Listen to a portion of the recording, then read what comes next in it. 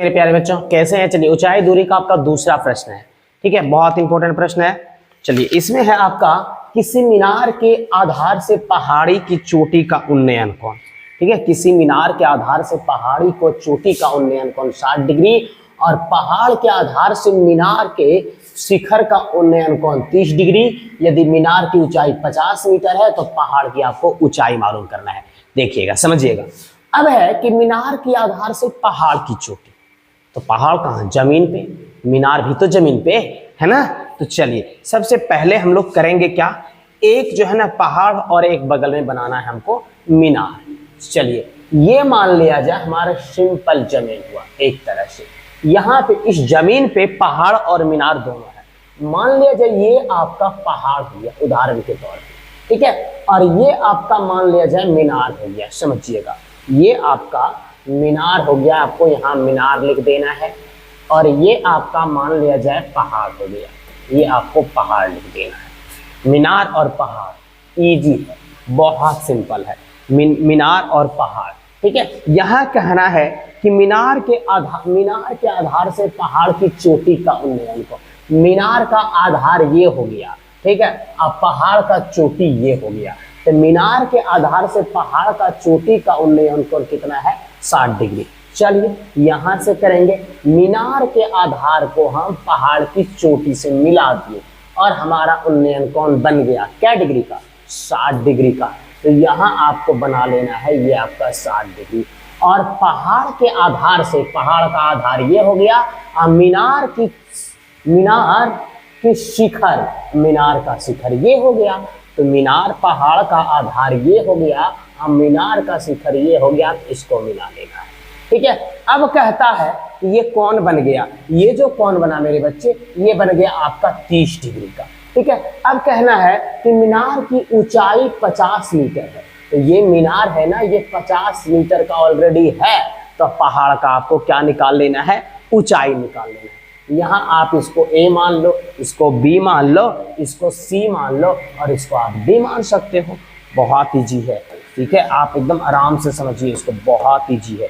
देखिए सबसे पहले करना ही है जो आपका चित्र में दिया गया है वो आप दर्शा लीजिए। सबसे पहले चित्र में आपका दिया क्या है, ठीक है, चित्र में आपका देखिए क्या दिया है। चित्र में आपका A और B क्या है मेरे बच्चे, मीनार है। ठीक है, तो यहाँ आपको लिख देना है चित्र में, ठीक है, A B क्या है, मीनार है और इसकी ऊंचाई कितना है, 50 मीटर है। ठीक है, A B मीनार है, इसकी ऊंचाई 50 मीटर। आधार तो सबके लिए सेम है, चाहे पहाड़ का हो या मेरे बच्चे मीनार का हो। ठीक है, इसको गौर कीजिएगा आप। चलिए ये हो गया। और C और D क्या है, यहाँ और लिख देना है। जब A और B मीनार हो गया तो C और D क्या हुआ आपका, C और D आपका पहाड़ है। क्या है, पहाड़ है।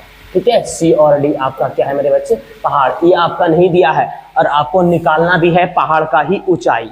ठीक है, पहाड़ का ही ऊंचाई निकालना है।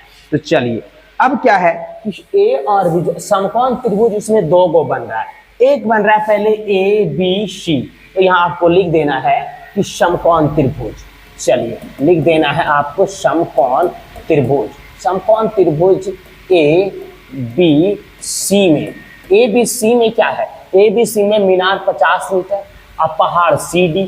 तो लंब बटा आधार किसका होता है, तो लंब बटा आधार आपका होता है 10 का। लेकिन 10 में कितना डिग्री कोण काट रहा है, ये आपका 30 डिग्री का उन्नयन कोण काट रहा है ना। तो उन्नयन कोण जब आपका 30 काट रहा है तो आपको यहाँ लगा देना है 10 30 बराबर। ठीक है, AB अब बटा आपका हो जाएगा नीचे क्या है, B और C है। ठीक है, लंबा बटा आधार। यहाँ आपको बगल में दर्शा सकते हो कि tan थीटा बराबर होता है लंब बटा क्या होता है मेरे बच्चे, आधार होता है। यहाँ हम आपको दर्शा के बता दिए हैं। ठीक है, अब इसको गौर कर लीजिएगा। tan थीटा बराबर क्या हो जाता है, लंब बटा क्या हो जाता है, आधार हो जाता है। सिंपल है। ठीक है, चलिए अब देखिए tan में 30 का मान कितना होता है, ये आपका 1/√3 होता है। ए बी आप क्या माने हो, ए बी को आप 50 माने हो। BC आपका BC है। ठीक है, चलिए BC से अगर 1 मल्टीप्लाई करोगे तो BC हो जाएगा, √3 गुना 50 करोगे तब 50 √3 हो जाएगा। ई आपका BC बराबर हुआ। ठीक है, क्लियर है। अब आपको देखिए बदल लेना है, पुनः चेंज करना है। वो त्रिभुज हो गया DCB, ठीक है, यहां लिख देना है आपको, पुनः आपको लिख देना है, ठीक है, समकोण त्रिभुज, समकोण त्रिभुज।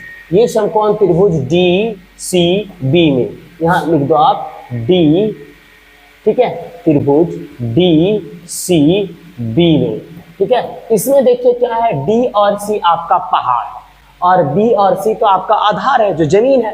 तो E बटा E इसमें भी तो tan के लिए लागू होगा, तो tan इसमें कौन बन रहा है आपका, क्या डिग्री का, 60 डिग्री का, E पहाड़ के लिए। देखिएगा तो tan 60 हो गया लंब बटा आधार, तो लंब आपका DC, आधार आपका कितना हो गया BC, ठीक है। तो tan 60 का मान आपका कितना हो जाता है, tan 60 का मान आपका √3, उसके बाद DC, तो DC हो गया, उसके बाद आपका क्या हो गया मेरे बच्चे, BC हो गया, ठीक है। चलिए tan 60 का मान आपको रख लेना है, tan 60 का मान आपका कितना हो जाता है, tan 60 का मान आपका √3 हो जाएगा।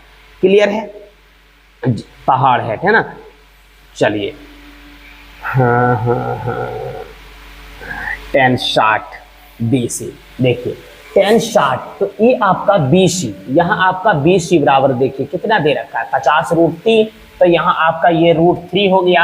आपको DC कर लेना है, BC का मान आपका दे रखा है 50√3 दे रखा है, इसके नीचे आप 1 कर लो, ठीक है, इसके नीचे आप 1 कर लो, 1 मिनट 1 करोगे तो DC से अगर इसमें गुना करोगे तो ये आपका DC हो जाएगा, और इनको आप गुना अगर करते हो तब 50 गुना √3 और गुना फिर क्या √3, ठीक है।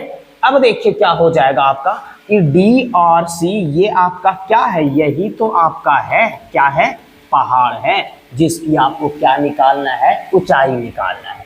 क्लियर।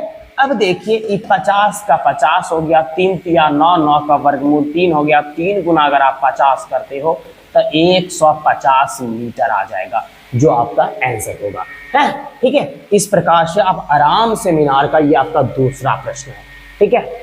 आप इसको बार बार देख लीजिए, अगर आपको दिक्कत होता है तो ऊंचाई दूरी आपका दीर्घोत्तरीय प्रश्न में एक प्रश्न आएगा, वो आपका दीर्घोत्तरीय रहेगा, 5 अंक रहेगा इसमें, ठीक है।